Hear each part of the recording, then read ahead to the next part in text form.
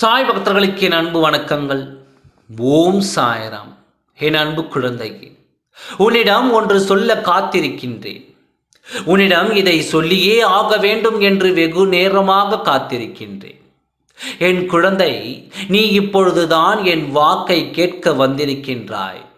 உன் வாழ்க்கையில் நீ பல குழப்பங்களுடன் பலவித யோசனையில் இருக்கும் உனக்கு இதை தெளிவுபடுத்த வேண்டும் என்று உன் சாயப்பா நான் வந்துள்ளேன்.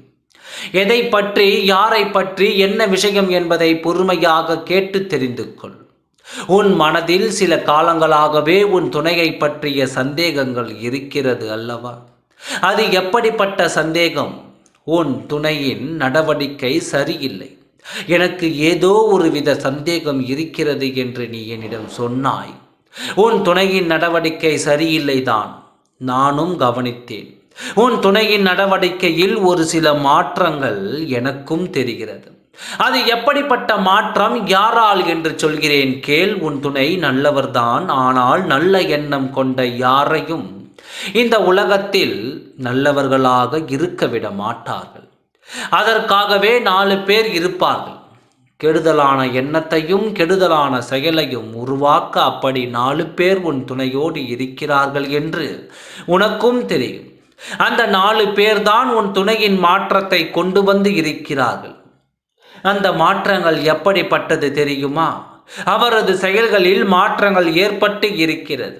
இது எல்லாம் நிரந்தரம் இல்லை என்று உன் துணைக்கு தெரிந்தும் இந்த தவறை செய்து கொண்டிருக்கிறார்.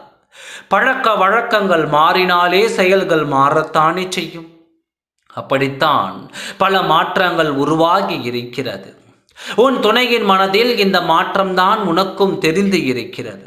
இந்த மாற்றம்தான் நீயும் கண்டுபிடித்து இருக்கின்றாய். உன் துணையிடம் ஏதோ மாற்றம் தெரிந்து இருக்கிறது என்று குழப்பத்தில் இருந்த உனக்கு இப்பொழுது தெளிவு அடைந்து விட்டதா? உன் துணைக்கும் தெரியும், அது உறுதியான உறவு இல்லை என்று உன் துணைக்கும் தெரியும். நீதான் உன் துணையோடு உறுதியான உறவோடு இருக்கப் போகிறாய். உடன் இருக்கும் குழப்பத்தால் உன் துணை இப்பொழுது தடமாறி இருக்கிறார். தடமாறி சென்றவரை திசை திருப்பிவிட்டு உன்னிடம் நான் கூட்டி வருகிறேன். எதுவும் தவறாக நடக்காது, நீ வேதனை அடையாதே. உன் வாழ்க்கையை இழந்து விடுவாயோ என்று அதற்கு நான் எப்பொழுதும் அனுமதிக்க மாட்டேன். எந்த நேரத்தில் எது நடக்க வேண்டுமோ அந்த நேரத்தில் அது யார் தடுத்தாலும் நிற்காமல் நடந்துவிடும். இப்பொழுது சில மாற்றங்கள் உன் துணையின் மனதில் வர வேண்டும் என்று இருக்கிறது.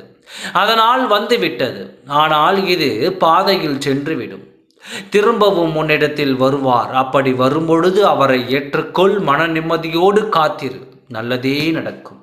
ஓம் சாய்ராம். நன்றி, வணக்கம்.